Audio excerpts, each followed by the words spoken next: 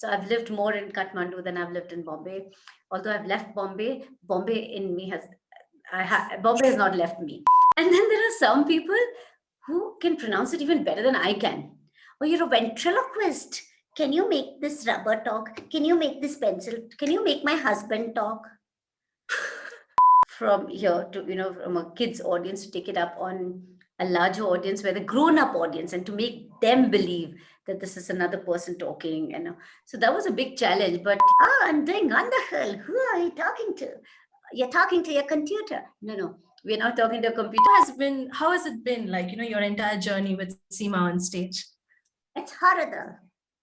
It's horrible. Yeah. She drinks it out and puts her hand up my ass. Okay, shut up, Jack.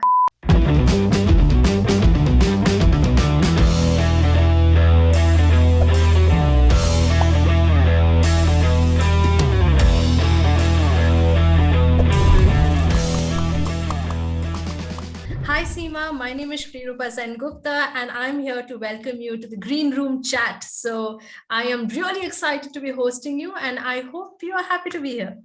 Oh, I'm really excited too. Thank you, Shri, for calling me and having me here for this little talk, which I'm sure we're going to have a lot of fun today. I am so looking forward to it, Seema. First of all, can I please say congratulations on your new video? It is hilarious. It is amazing. And I hope that many people go check out the video. Guys, if you haven't seen Seema's video is on YouTube. It's doing the rounds. It's doing great. So you absolutely must check it out. So back to you, Seema. Let's hear about you from you. All right. So let's hear a bit about you.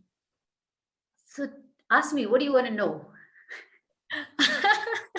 All right, let's do it that way then. Seema, first of all, I know that you are a ventriloquist and you are a stand-up comedian and an improv artist.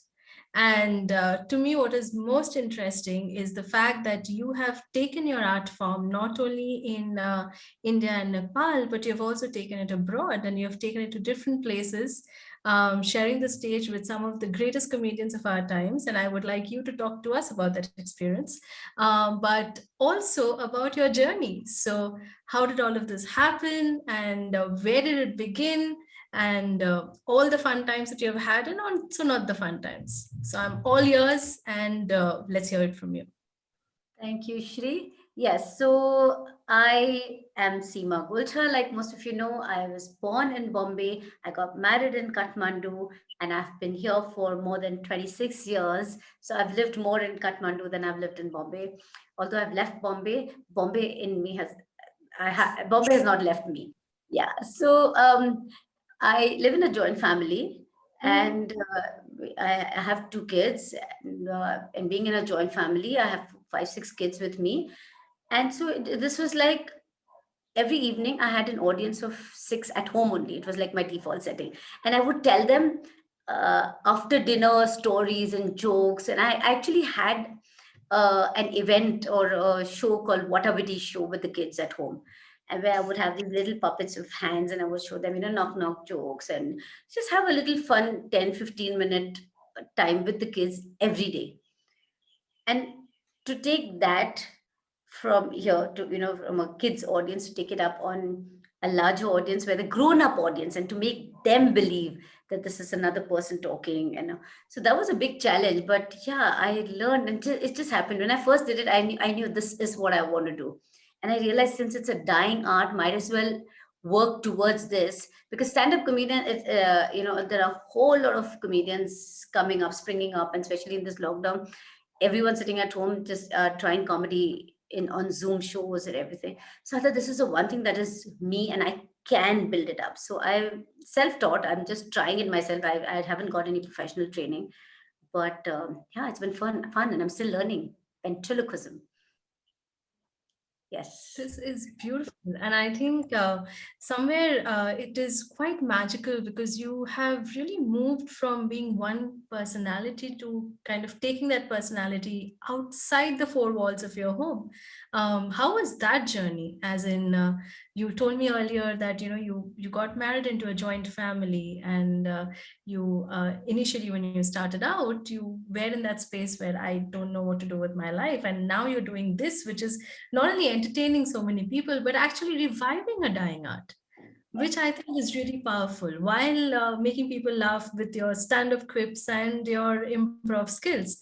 So, and the other thing that I wanted to talk to you about, in connected to this, is the fact that you're also doing improv workshops in Kathmandu and Nepal, which I think is beautiful. It's a fantastic way of giving back to a space where initially you literally were the only one at one point, if I've understood you correctly. So, let's hear from you on that.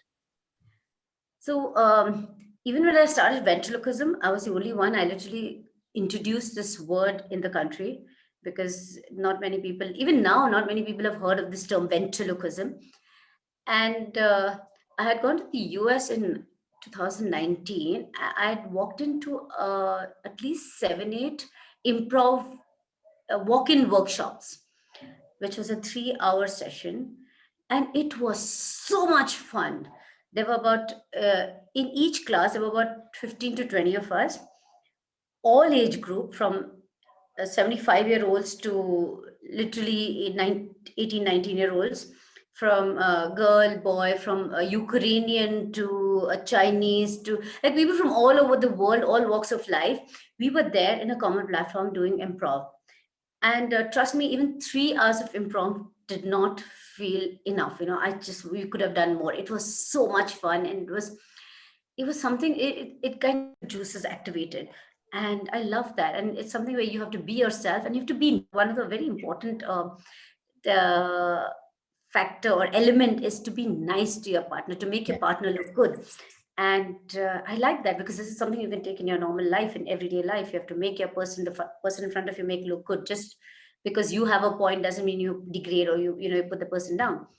And so from there I took those games or those improv sessions that we had. Like I came back to Kathmandu and I started conducting those workshops here for my Toastmasters friends. And it was a practice thing for me also. Not that I had cracked it, like I know what improv is, but it's something that I was loving. But I was so convinced that we all have to do improv in life, and all of us can. It's not like you have to be a comedian to do improv. No.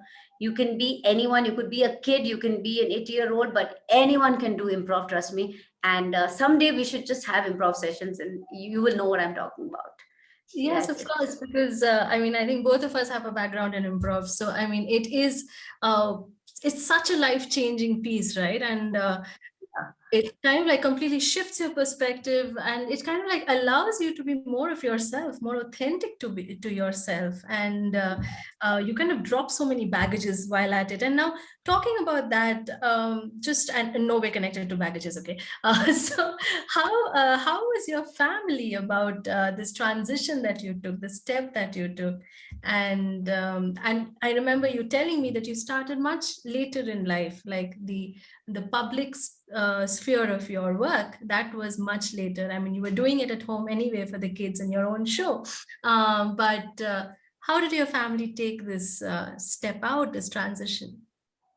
so it was so gradual and it was so slow that honestly, even I didn't realize that I was actually taking this up professionally. When I did it up on stage, it was for like a Toastmasters public speaking project kind of a thing. But yes, of course, you need the family support. At the end of the day, you will not be at peace with yourself being, or when you're up on stage, you'll not be able to perform the way you do if you know that at the back of your mind that your family is with you. So, of course, starting with first of all my kids and my husband, they were all in it with me because they have watched me grow, step by step. They have seen my shows and they believed in me, and they actually find me funny. Your family can be your biggest critique, and you know that. And especially children these days, it's not easy to make them laugh or impress them. And somehow I was able to do that, and they were proud of me. And then of course my in-laws and my brothers-in-law, sisters-in-law, so slowly they attended my show, even to tell my mother that I'm doing something like this on stage. I'm going up on stage and making people laugh. It's like, what are you doing, what are you performing? Coming from a conservative Marwari family, my mother was also apprehensive. So when I was in Bombay, I just told her, you come for my show, just attend. Don't sit in front of me because I don't want to see you in the audience. Sit somewhere at the back, just see what I do. And when she came and she was amazed. She was honestly, she was like, how did you learn this? What I didn't teach you. So I'm like, yeah, this is something I have learned it myself. So I feel more proud and pride in it, that the fact that it is all me. It's nothing to do with my parents or my in-laws or my husband. This is just me. So they have been supportive. They're very proud of me. They have, in fact, my when I have my family in the audience, I get the maximum laughter from them. So they're like my laughing trackers, which is amazing. And it's not like it's artificial. They mean it. They're supportive in their, in the laughter. You just know that you've been supported. So it's wonderful. Yeah, of course you need family support, and I've gotten it all. And I started it, like I was telling you, I started this year in my 40s.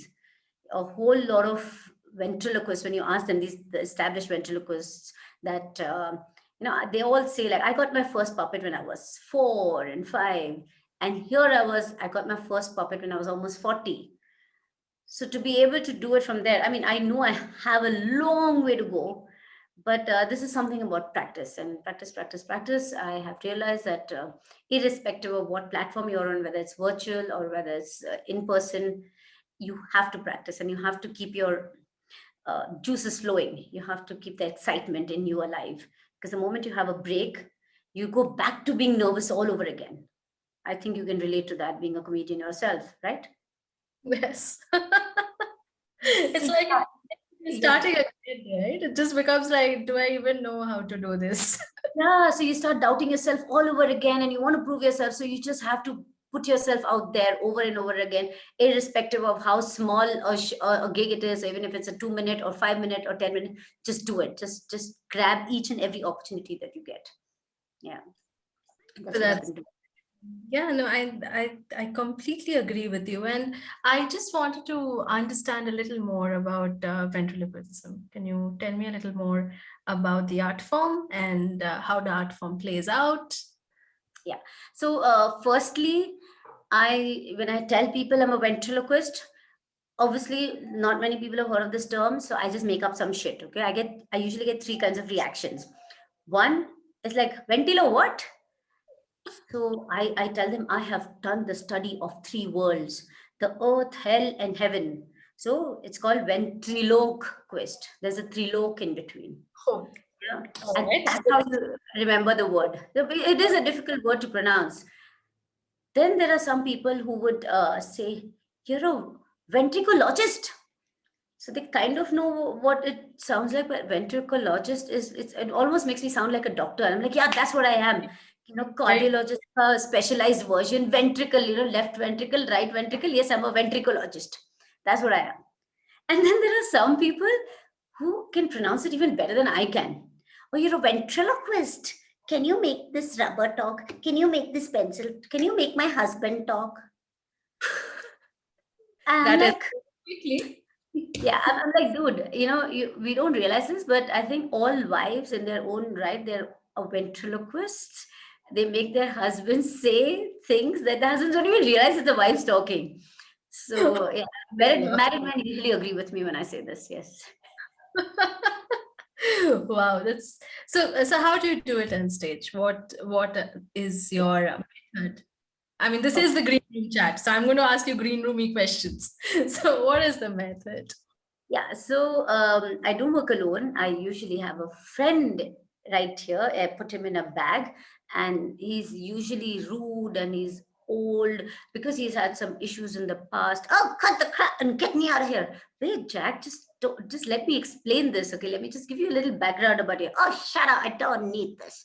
Okay, fine. So she, this is my partner in crime. Oh, partner in crime. Yes, he is my alter ego. Ooh, alter ego. Uh, I call him Jack Denials. Hello, Jack Denials. Hello, Mr. Denials. How are you today? Oh, I'm doing wonderful. Who are you talking to?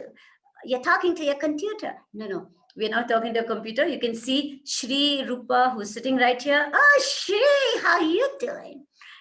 I'm doing great, Jack, and it's so nice to see you. No, that's what I get from all the girls I meet. Yes, that's what you get from all the girls. So, Jack, you want to just explain to Shrirupa what, how, and why are you called Jack Deniers? Oh, that's simple. Simple. Yeah.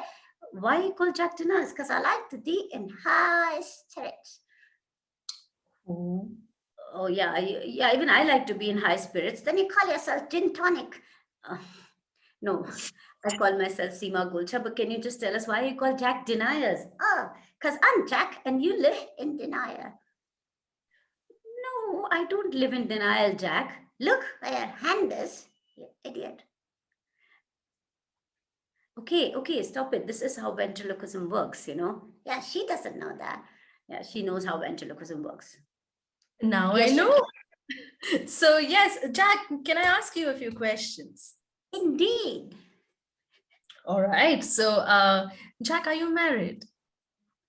Oh, isn't that too personal? Yeah, that is personal because can you just answer that? You know, Shri looks like my fourth wife. Shri What? looks like your fourth wife. Yeah, how many times have you been married? 3 times.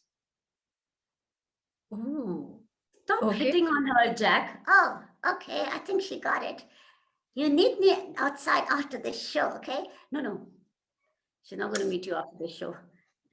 Yeah, so that's what we do. We have our own little banters. I could see that. And Jack, how has it been like, your entire journey with Seema on stage? It's horrible. It's horrible. Eh, what do you mean? She puts me in boxes? In boxes, yeah, because that's what I do. And then when she has a show, she drinks it out and puts her hand up my ass. Okay, shut up, Jack. That's not what we do here. Look, It she's also back. this is the green room. But yes. So, Jack, what is the one thing that you definitely want everybody to know about this beautiful art form that you're part of? Is she talking about ventriloquism? Yes, she's talking about ventriloquism. I hate it. Okay. Why? Yeah, look at this. I wish it was the other way around. What do you mean, other way around? You couldn't sit here and I'll put my hand up your ass. Don't keep rubbing it in. Oh, I like it. Okay. Yes. Thank you, Jack, for that. But is there anything that you want to tell our audience of the beautiful green room chat? What is she talking about? She's talking about this. So, so basically what happens is whenever we go up on stage, we're supposed to do jokes. I hate doing jokes. Why do you hate doing jokes? It is terrible. Why is it terrible, Jack? Because, people get offended easily and then I'll have to go to jail. No. People won't get offended. And trust me, Jack, you can do jokes without offending people. That's not possible. No, that is possible. Really? Yes, of course, it is possible. Try it. No, I'm not going to try it. We have a new video coming up, so we're going to try it in that. What video? You will know soon. Okay, so stay tuned. Yeah, stay tuned, and you will know why we don't do jokes which offend people. It's not even possible. Okay. He's answering all your questions, but he gets diverted easily. Hey, stop pretending like it's not your fault. Okay, it is my fault. Yeah, so tell me, Shri. All right. So thank you so much, Jack. It was amazing talking to you and lovely knowing you. And I do hope that someday you are able to switch the role. But I leave that and see. But it was lovely meeting you. And I hope you and your third wife have a very long and beautiful marriage. Right, what? So before we go, Jack, do you want to leave a message? What message? Just tell everybody something that which they will remember you forever. Okay, fine. Tell them something. Something. No. Tell them something like an important message. Okay, fine. Go on. Whatever you do, give your 100%. Yeah, that's really important. That whatever you do in life, give your 100%. Except when you're donating blood. Except when you're donating blood. Yeah, don't give your 100% then. Okay. Yep, Yeah. yep. Not at all. Yeah, makes total sense. Thank you so much, Jack. Seema, can I have a minute? Yes, and that's my time. That's her time, not my time. Okay, so Yeah, so we are this back-to-back banter we keep having, which is a lot of fun. Oh, that's fun for you, not for me. Okay. This was wonderful, Seema. I'm so thrilled to meet Jack, and I'm so sure that everybody who comes across the Green Room Chat, who visits us, will be so happy to meet Jack as well. So, what's coming up next for you? What are you up to next? What are the things that you're up to with your art form? In these times, last 1 year, I am just going with the flow, grabbing every opportunity that I get. Like I said, even if it's a 2 minute act or a 5 minute or a 10 minute on an open mic on Zoom, I have traveled all over the world on Zoom. So there are no big plans as such. I am loving what I'm getting. I'm just taking it, enjoying myself, and connecting with different people all over the world on sitting at home through these boxes. So it's been a lot of fun. And of course, when things get better, I do plan to travel around and take this art again back to, just explore the world. Yeah, yeah. At my expense. Yeah, at your expense, I will explore the world. This was Seema Golcha, ladies and gentlemen. Seema Golcha, she's a ventriloquist. She is a stand-up comedian and improviser. Her home is Kathmandu, but she is traveling the world right now on Zoom and then later on off it. So please do follow her work. This is Green Room Chat. This is your host, Shrirupa Sengupta. You can call me Shri. I'm a stand-up comedian, improviser, and actor myself. Do check Seema's YouTube video out, and do check out the Entertainment Factory, which is the host of the Green Room Chat. Thank you. Have a good evening and day. And that was Jack also saying, woohoo. Okay, bye. Bye. Jack, you want to tell your audience something? Something? No, no. Just tell them what they're supposed to do now. Oh, they know what they're supposed to do. What are they supposed to do? Like, share, subscribe, Entertainment Factory. Okay. And Seema Golchha. Yes, thank you so much, Jack. And thank you, Shri. I wish I was on her hand. Stop. Okay.